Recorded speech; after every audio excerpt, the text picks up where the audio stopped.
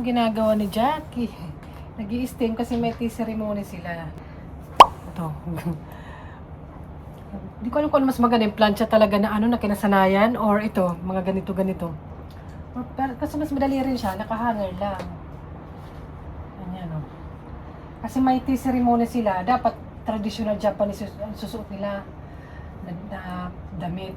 Wala namang kami nun. Maliit na kasi yung ano din nila dyan. Kaya carry na to, hindi naman nila habang buhay papasukan yun. So ito, ano ko lang, para medyo presentable naman. Yung polo shirt, yung bunso.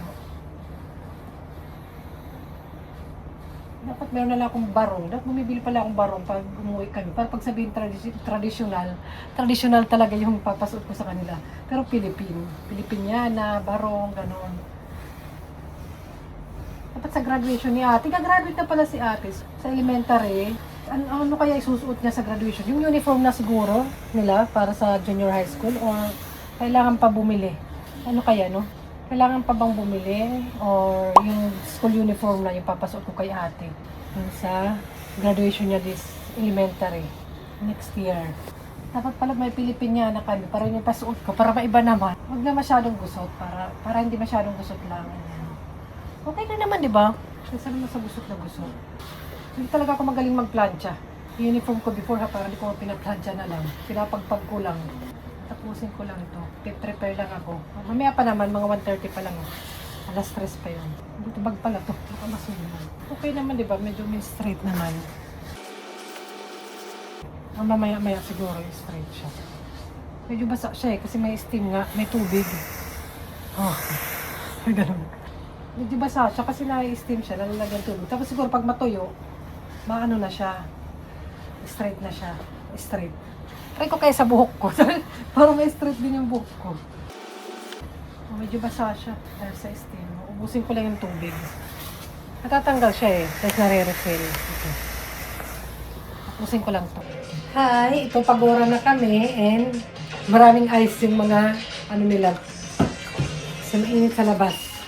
Hindi ko alam kung kasama ba ako dun sa tea lesson pala, tea lesson. Sabi ko kasi tea ceremony. Pareho lang naman siguro. Pero traditional siguro siya. Parang hindi pa ako nakapag-experience nun. Sa Kyoto maraming ganun eh.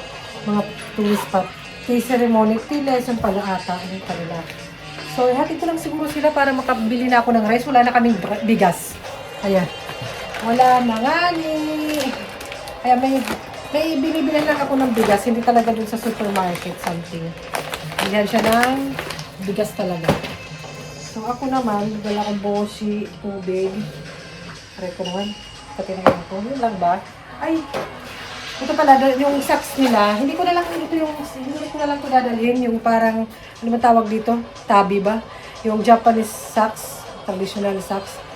Dapat talaga nakaganon, tapos naka-Japanese ano daw. Pero ilang lesson lang din naman, 3-4 na lesson lang yan. Kagastos pa ng Japanese clothes. And yung dalawang socks, ito yung normal na lang na socks na nabili ko sa Kendo, Hakken Shop. And ito, dalawang towel daw. And may bayad pala siya, 3,000 ang isang bata. So, 6,000 ka na ate. Ang dalawa. 1, 2, yan. Ayan, 6,000 yen sa dalawa. May bayad din ah. Hindi siya libre guys. Kala ko nga free. Hindi naman. Mahilig sa free. Si Papa yan eh. Si Papa lang laging nagaganyan yung tatanungin ng mga bata kasi si Papa yung nagbabasa ng mga information, ng mga offer or sa newspaper. So siya yung nagmamanage sa mga ganyan. Ako lang yung nagmamanage sa time and paghatid sundo sa kanila. Kasi ako naman yung nandito. Pero si Papa yung nagpapabook, nagaganyan. So let's go na! Let's go! Put your cellphone here. Put your pocket. Let's go! Come on natin! Yes, everybody. You will bring? Only one. You have to message me, ha? You don't message me always. Here, we'll just sit back. Let's go. So, iyan, yung aking in-steam, ako, nagulo na naman ng yung in-steam ko. Bikang gutsa-gutsa again. Talaga naman eh. Ito naman si ating suot niya. Ano natin? Ayan. Wala rin, nagusot din. Ano ka kayo? Bikang gutsa-gutsa din. You put your pocket. Tara na.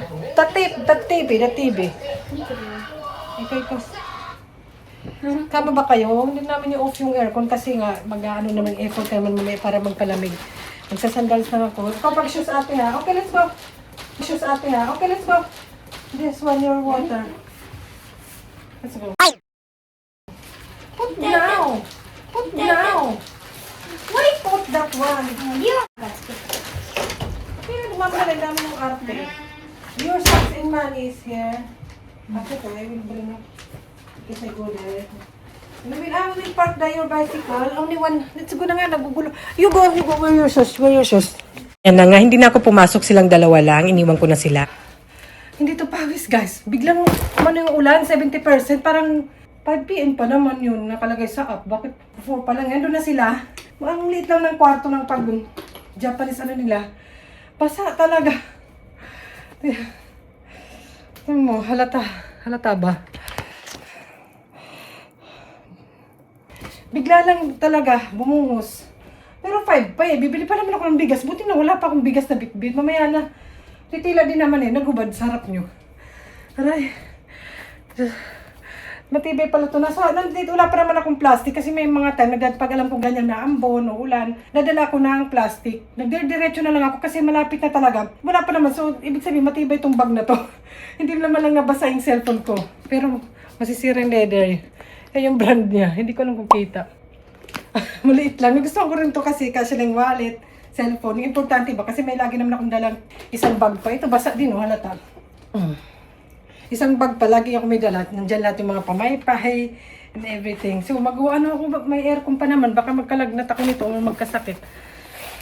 Susunduin ko sila ng 5. May cellphone naman si Bunso. So, magme-message yun. Nandun na nga sila. Para mabilisan lang, tapos walang staff doon, kaya hindi ko alam saan ba doon. So, mamaya na, bis lang ako. Change outfit nga ni. Sunduin ko na sila, lakad na ako kasi wala ng 5. Na yung dalawa. You get bicycle. Lagi ba akong basa? Pawis na pawis. Ay, nakapag-walking na pala ako, naka-exercise na libre. 40 minutes walk ako. Sila, nakabike sila kanina, mabuti na walang ulam. Pero dinalang ko sila ng raincoat. Pinasuot ko habang nagbabike sila para in case man lang, hindi sila gaano mabasa. Pero naman, nilagay lang talaga dito. Ako pa rin yung magliligpit. Nakabili na rin ako ng bigas. Masarap yan kasi bagong bili. Aray, kapagod. Ito. Aking nabili na bigas. Pwede naman magpa-deliver actually, pero isip ko exercise na rin. Tinuloy-tuloy ko na rin at least nakapag-walking na rin ako. Hindi pa naman talaga umuulan. Kanina yung malakas yung bigla. Parang ilang minutes lang yun yung malakas na yung pawis ko. At saka pag pipick upin ko talaga doon, may libreng saran wrap, aluminum foil, or tissue. Kaya sayang din naman, di ba? Ina-exercise na may libre pang saran wrap sa ating bigas. Ayan. Pinipicturean ko na yung luma para magkapare mabili ko. Ayan. Yan tinalagyan niya. Usually kasi pag plastic pag sa mga supermarket. Practice yan. You don't need, pag tasa only, yung become wet this. Arrange mo naman yung gamit mo. Like this. Tasa na. This one is up to you walking. Raincoat, right? You have umbrella. Eh, meron pa yan sila, Juco or Cram School. Yan.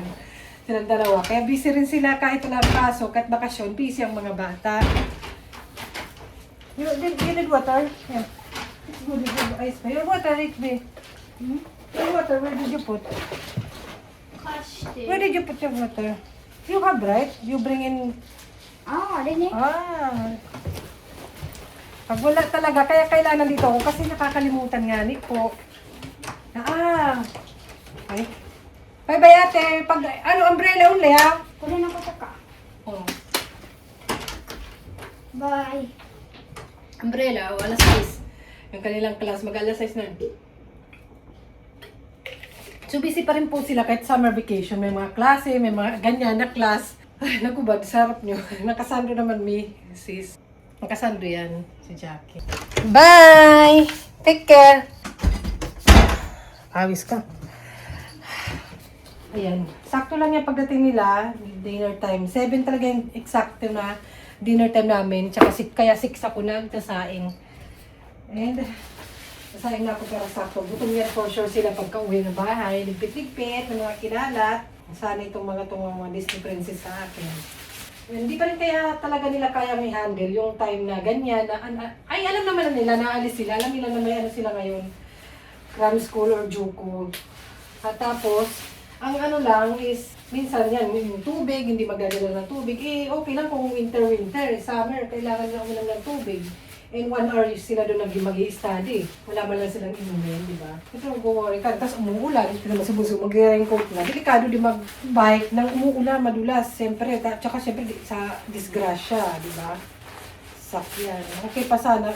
Actually, 5 to 7 minutes walk lang naman yung dito.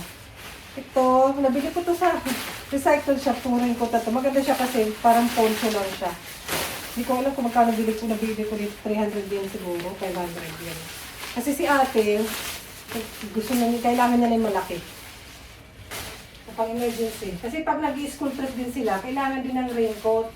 Pinapadala sila kasi in case of umulan daw, kaya magdala ng raincoat o folding umbrella. Pero mostly, raincoat talaga yung pinapadala para mas makakagalaw pa rin sila, walang bit-bit na payong. Kaya bumili rin ako, gamit na gamit. Yung kanila, yung mga luma nila na maliliit na, andyan pa kaya atin maliit, binigay ko yung isa. Na parang, si Bunso, maliit pa na yung sa kanya eh. May bag, maganda kasi may bag. Siyempre sa recycle shop, marami nito doon. Boots, rain boots, meron yun doon. Ayaw nila mag-rain boots eh. Kahit naman ako, hindi kasi comfortable, di ba? So ayun, magluluto na ako ng dinner. Dahil sigurado mga gutom yung aking mga alaga pagdating. And sa susunod ulit, bukas ulit na summer sa Japan. Bye!